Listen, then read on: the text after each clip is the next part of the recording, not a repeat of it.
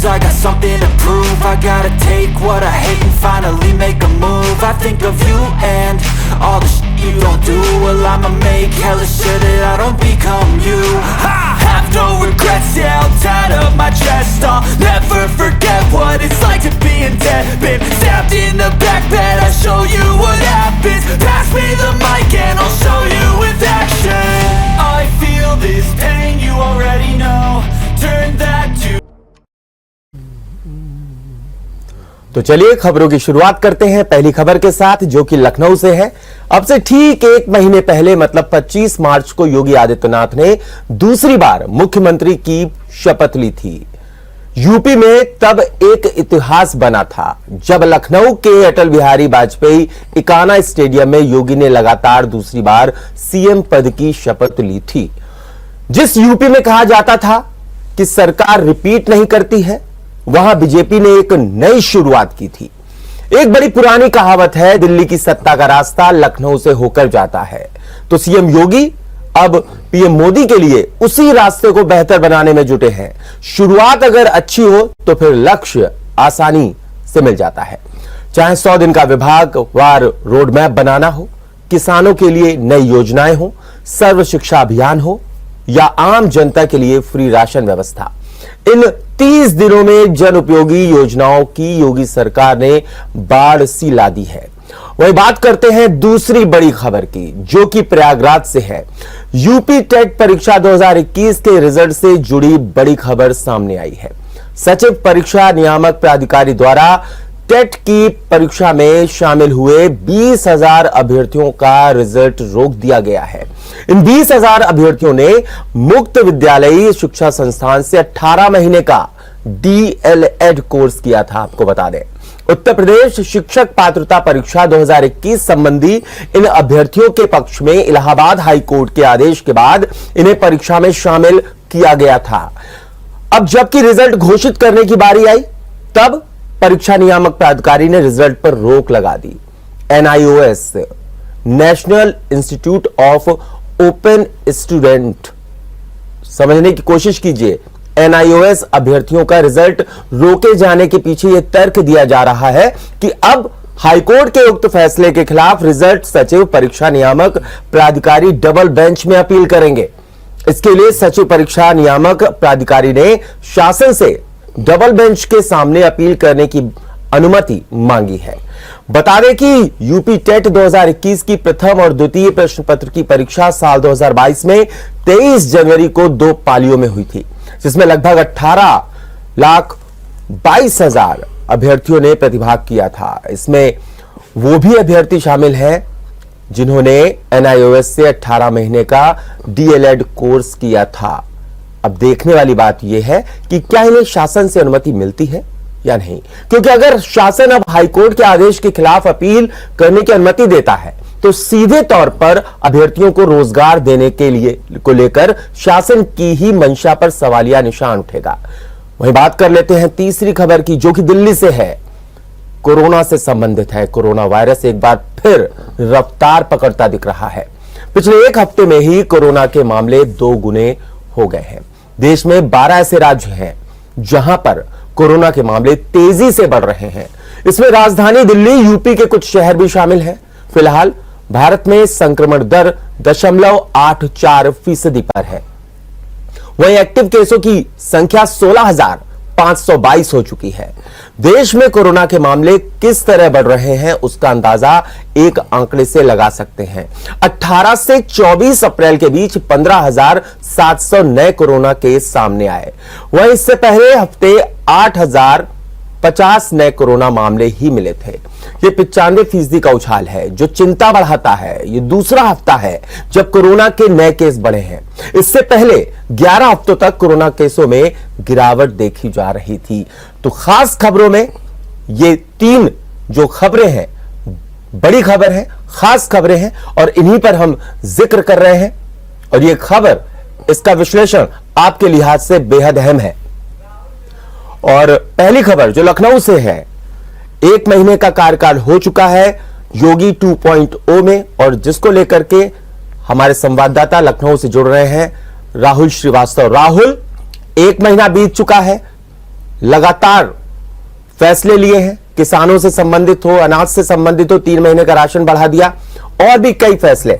अब आगे जिस तरीके से बात की जा रही थी रोड मैप की, 100 दिन का रोड मैप, क्या लगातार इसी तरह काम करते हुए नजर आएगी योगी सरकार? देखिए, निश्चित तौर पर जिस 1 महीने की आप बात कर रहे हैं, उस 1 महीने में जो सबसे बड़ी कार्रवाई की गई है सीएम योगी आदित्यनाथ की तरफ से, वो है भ्रष्टाचार में जो बड़ी बड़ी कार्रवाई देखने को मिली। चाहे डीएम स्तर के अधिकारी हो, चाहे एसएसपी स्तर के अधिकारी हो, सभी को निलंबित किया गया। ये 1 महीने में ताबड़तोड़ जो एक्शन लिया है सीएम योगी आदित्यनाथ ने, वो खाता चर्चा में बना रहा है। इसके अलावा जिस तरह से 3 महीने जो राशन मुफ्त राशन देने की जो समय बढ़ाया गया है, वो उसको लेकर भी ये इस महीने की एक उपलब्धि रही है।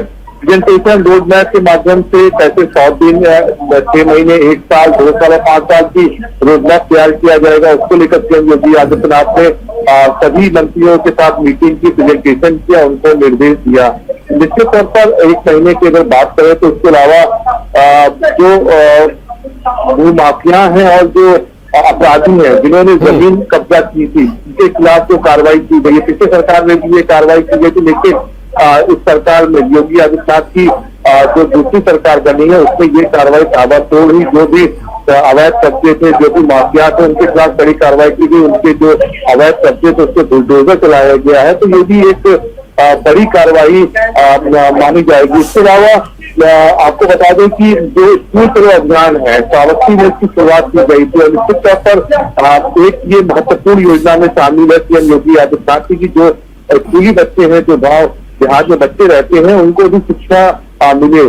स्कूल करो अभियान की शुरुआत की महीने में सीएम योगी आदित्यनाथ ने उसके लिए उन्होंने साफ साफ कहा है कि हर बच्चे को शिक्षा मिलनी चाहिए, हर बच्चे को एक किट भी उपलब्ध कराई जाएगी, उसमें बच्चों को सामान ना खरीदना पड़े, उनके अभिभावक को सामान ना खरीदना पड़े। तो निश्चित तौर पर शिक्षा की दिशा में भी सीएम योगी आदित्यनाथ ने 1 महीने में काम किया। इसके अलावा सबसे बड़ी बात है जो अधिकारी और जो कर्मचारी ऑफिस से गायब रहते थे, उनको लेकर सीएम योगी आदित्यनाथ ने निर्देश दिए हैं कि 9:30 बजे से कार्यालय पहुंचिए और 1 बजे से 1:30 बजे तक ही आप सिर्फ लंच कर सकते हैं। इसके अलावा आपको ऑफिस कार्यालय में बैठना होगा, लोगों की बातें सुननी होगी। इसके अलावा जो जनता दरबार बंद हो गया था कोविड के समय, वो जनता दरबार शुरू हो गया। ऐसे कई महत्वपूर्ण फैसले हैं जो सीएम योगी आदित्यनाथ और उनकी टीम ने पिछले 1 महीने में लिए हैं और जनता के हित में लगातार जो संकल्प अपने राज्यों के थे, उसके अनुसार इसमें काम किया जा रहा है। जी राहुल, जिस तरीके से लगातार बात कर रहे हैं बुलडोजर की, और ऐसे में एक मुद्दा बहुत बड़ा मुद्दा बन गया था पिछले कई दिनों में, आपने देखा होगा, उस पर एक आदेश भी जारी किया है योगी सरकार ने।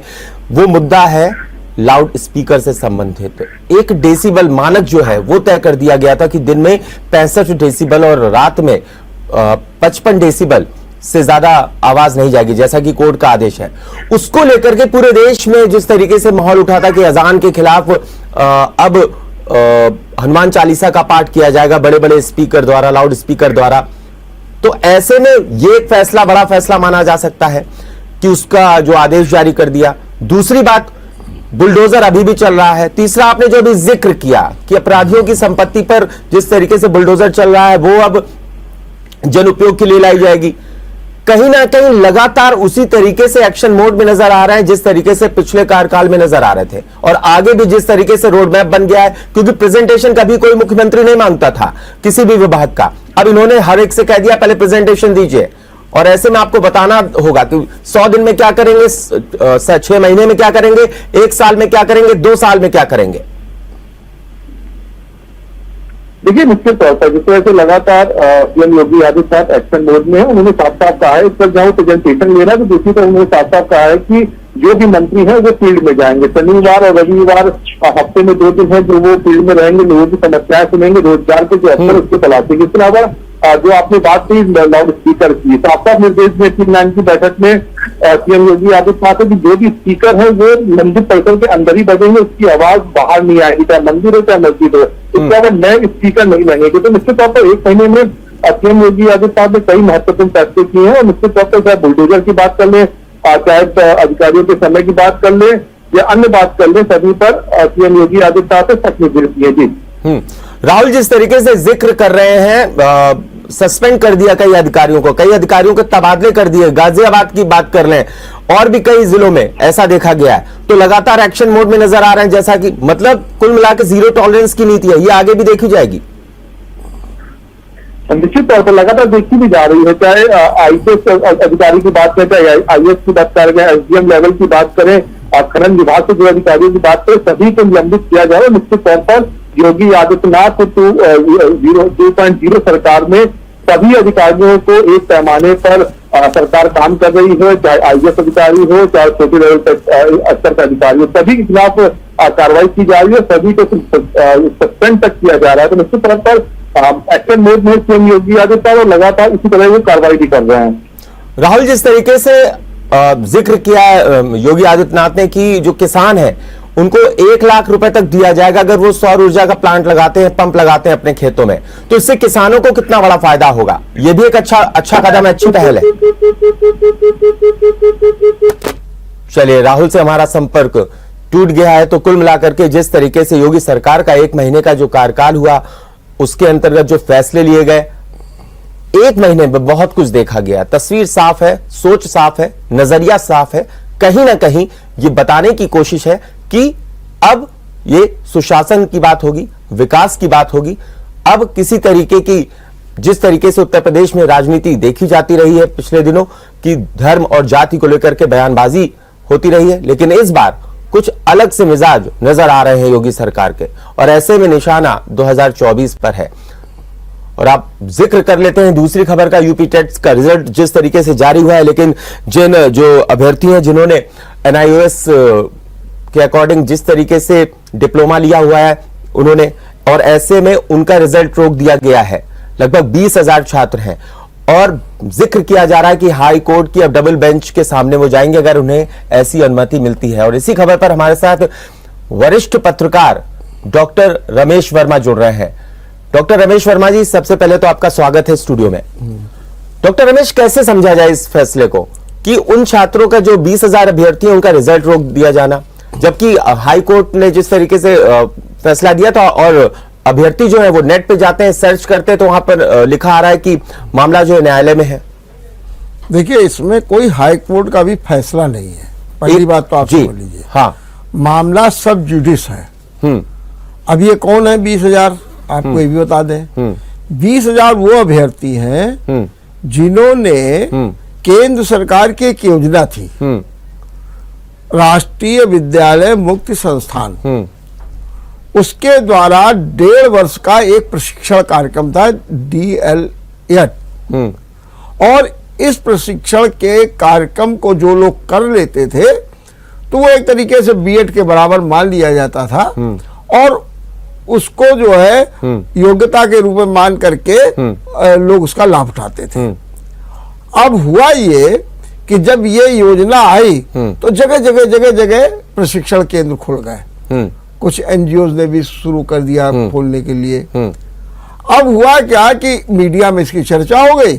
हमारे कानपुर में भी ये मामला हुआ कि साहब वो फर्जी चल रहा है, पैसा वसूला जा रहा है, 20-20 हजार रुपए वसूले जा रहे हैं, सब कुछ है। माने कुल मिलाकर के बात ये थी कि इसे ऐसा लगा कि उत्तर प्रदेश सरकार ने कोई मान्यता नहीं दी है। वहीं बिहार में इसको मान्यता दी गई। बिहार में सीटी जो वहां पर है उसने मान्यता दे दी, और इतना ही नहीं, बिहार सरकार ने ये तक कह दिया कि जो लोग राष्ट्रीय विद्यालय मुक्त संस्थान से डीएलएड किए होंगे वो टेट और शिक्षा भर्ती में शामिल होने के अधिकारी होंगे। तो बिहार सरकार मान्यता दे रही है। उत्तर प्रदेश में 1.5 लाख डीएलएड के लोग हैं, 1.5 लाख, और बहुत से ऐसे हैं जो बीएड नहीं कर पाए थे, तो उन्होंने ये डीएलएड किया और अपना बाकायदे नौकरी कर रहे हैं। खास तौर से अंग्रेजी माध्यम के स्कूलों में वो अपना नौकरी भी कर रहे हैं। 1.5 लाख है।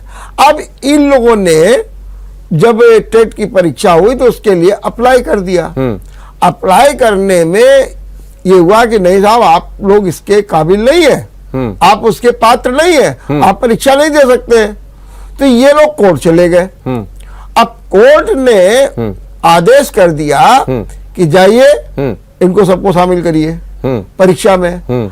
अब उनके आदेश पर शामिल तो कर लिया गया, लेकिन रिजल्ट सब जुडिस हो गया कि भाई जब फैसला कोर्ट करेगी कि सही है कि गलत है, तब रिजल्ट डिक्लेयर किया जाएगा। तो अब जहां जहां पर ये अभ्यर्थी है वहां पर लिख दिया जाता है हाई कोर्ट के आदेश पर। अब ये मामला 20,000 के लोगों का फंस गया है। ठीक है। और जो फैसला दिया है हाई कोर्ट के सिंगल बेंच ने दिया। नियम ये होता है कि जब आप सिंगल बेंच के खिलाफ जब जाएंगे तो डबल बेंच में जाएंगे।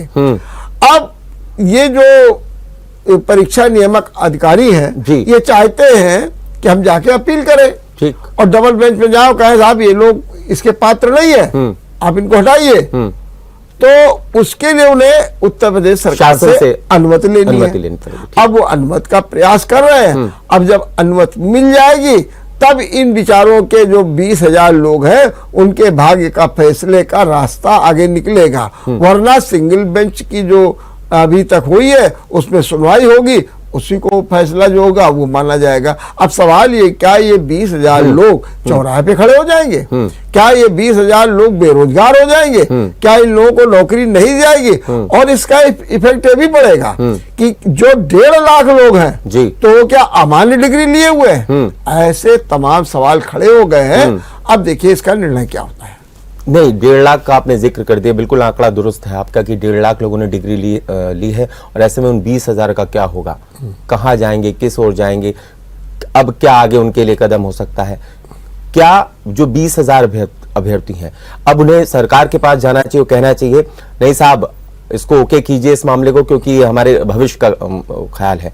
क्या योगी सरकार जिस तरीके से काम करे उसकी जो कार्यशैली है, क्या वो अनुमति देगी प्राधिकारी को, जो परीक्षा नियामक प्राधिकारी है या उससे संबंधित अधिकारी हैं, उनको क्या अनुमति दे सकती है योगी सरकार?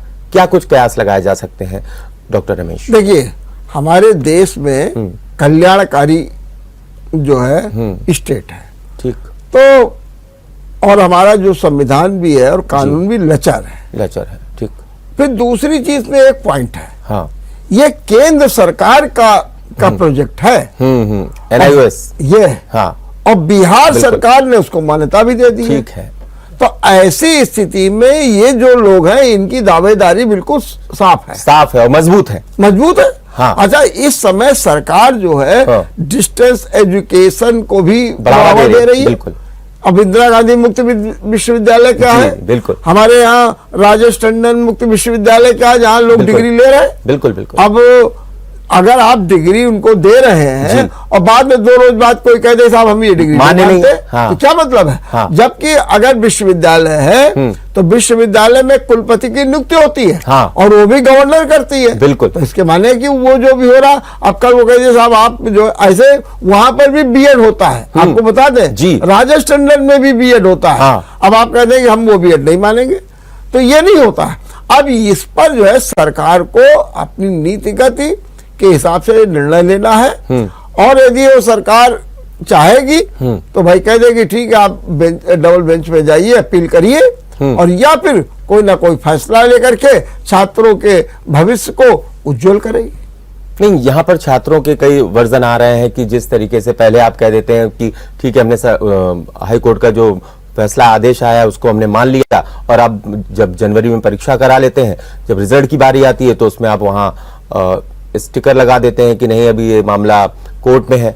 तो ऐसे में छात्रों को निराशा तो हाथ लगी है, लेकिन उम्मीद की किरण सिर्फ योगी सरकार नजर आ रही है। जैसा कि आपने कहा कि ये जो योजना थी ये केंद्र सरकार की थी, तो क्या माना जाए डॉक्टर रमेश जिस तरीके से बिहार में मान लिया गया है, लागू कर दिया गया, उसी तर्ज पर सवाल उठेंगे और योगी सरकार को एक बार वहां पर फिर से शासन को जो है कहीं ना कहीं झुकना पड़ेगा? आपने कहा जिस तरीके से संवैधानिक व्यवस्था जो है वो लचर है, और ऐसे में कहीं ना कहीं झुकना ही पड़ेगा। देखिए, झुकने शब्द का प्रयोग तो हम नहीं करेंगे कि झुकना पड़ेगा, बल्कि छात्रों के व्यापक हित में निर्णय लेना पड़ेगा, फैसला लेना पड़ेगा। और छात्रों का जो आधार है वो मजबूत है कि भाई केंद्र सरकार की योजना नंबर 1, ये कोई फर्जी तो है नहीं, कोई नया कोई संस्थान तो नहीं चला रहा था। बिल्कुल। नंबर 2, बिहार सरकार ने उसको मान लिया। अब आप क्यों नहीं मानेंगे? तो ये दोनों बातें हैं। अच्छा, जहां तक कोर्ट की बात है तो ये लड़के जो अभ्यर्थी थे ये कह रहे थे कि साहब हमको परीक्षा में बैठने से मना कर दिया गया, तो कोर्ट लगा ले परीक्षा में बैठालना पड़ेगा आपको। तो बैठाल दिया। हाँ। अब उसके आगे तो ये लोग कुछ कर नहीं सकते थे, परीक्षा नियम प्राधिकारी, तो फिर तो बैठालना तो बैठाल दिया। अब बैठाल दिया लेकिन रिजल्ट रोक दिया और उसमें लिख दिया सब जुडिस, मतलब जो फैसला न्यायालय से आएगा वो माना जाएगा। तो अब या तो फैसला सरकार ले ले और या न्यायालय ले ले, लेकिन तब तक तो विचारों के बीच में 20,000 फंस गए, अधर में है। बिल्कुल बिल्कुल अधर में है इनका कुल मिला के भविष्य जो देखा जा रहा है। डॉक्टर रमेश, जिस तरीके से 20,000 अभ्यर्थी हैं, संख्या ज्यादा है, उनका भविष्य दांव पर लगा है, तो कहीं ना कहीं बिहार की तर्ज पर हो सकता है उत्तर प्रदेश की सरकार भी इस पर निर्णय ले ले। आपका शुक्रिया हमसे जुड़ने के लिए और इस पर तमाम चर्चा करने के लिए। तो कुल मिलाकर के जिस तरीके से अभ्यर्थी हैं 20,000, उनका भविष्य जो है वो अधर में जरूर है, लेकिन कहीं ना कहीं योगी सरकार के रवैये को और कार्यशैली को देखते हुए कहीं ना कहीं फैसला और निर्णय जल्द लिया जा सकता है अभ्यर्थियों के पक्ष में।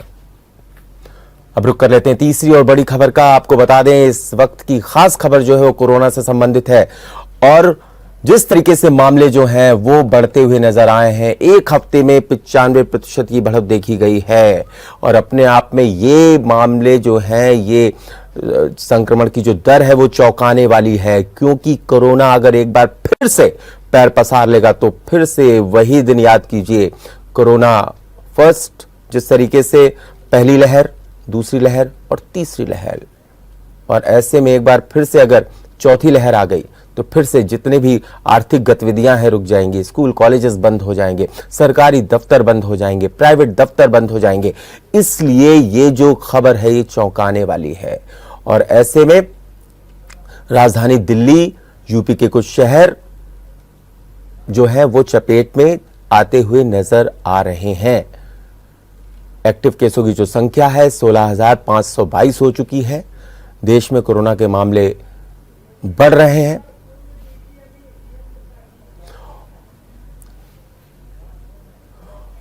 और इसी खबर पर हमारे साथ वीएन त्रिपाठी जी जुड़ गए हैं, पूर्व डीजीएमई यूपी।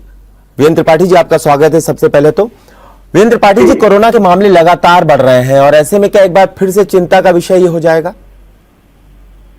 जी, चिंता का विषय तो नहीं है एक सेंटेंस में, लेकिन हमें अलर्ट रहना है। और जैसा कि पहले भी मैं कहता आया हूँ आपके इस माध्यम से, खासकर ऐसे लोग जैसे छोटे बच्चे हैं या हमारे सीनियर लोग हैं 50-55 साल से ऊपर के, या जिनको कोई डायबिटीज या लिवर की कोई बीमारी, किडनी की कोई बीमारी या हार्ट की कोई बीमारी है, वरिष्ठ हैं, ऐसे लोगों को सावधान रहना होगा। और उसके जो 3 पुराने हैं, क्या पुराने हैं कि एक अच्छा मास्क, घर के बाहर निकलिए मास्क पहन के जाइए, हाथों को साबुन से धोते रहिए बीच में बिना कारण। दूसरा, भीड़ भाड़ में न जाइए, शादी, घटों, तेरहवीं, मुंडन बचें और वहां भी सोशल डिस्टेंसिंग का पालन करें और जो वैक्सीन में छूट गए हैं उनको वैक्सीन लगवाएं बस। और अगर किसी को बुखार के साथ गला खराब होता है, जुकाम खांसी आती है, सांस लेने में कोई दिक्कत होती है या पेट दर्द होता है, तो ये कोरोना हो सकता है और उसकी जांच कराएं। अगर पॉजिटिव है तो डॉक्टर से पूछ के दवा लें, निगेटिव है तो भूल जाए और 5 दिन अपने को आइसोलेट रखें। जी वीएन त्रिपाठी जी, पहली लहर डरावने वाली थी, दूसरी खतरनाक थी, तीसरी जिस तरीके से आई हालांकि इतना नुकसान नहीं हुआ, लेकिन जो चौथी लहर जिसका अभी हम और आप जिक्र कर रहे हैं, ऐसे में आपने एक लाइन में जवाब दे दिया, इससे चिंता की बात नहीं है, लेकिन क्या मामले बढ़ेंगे तो उसी तरीके से फिर से एक बार रोक लगेगी, दफ्तर बंद होंगे, या जिस तरीके से कर्फ्यू शुरू हो गया था, नाइट कर्फ्यू, फिर दिन में मतलब हफ्ते में 2 दिन का कर्फ्यू शुरू हो गया था, ऐसे में क्या कुछ ऐसा कुछ देखा जा सकता है अगर मामले बढ़ते हैं तो?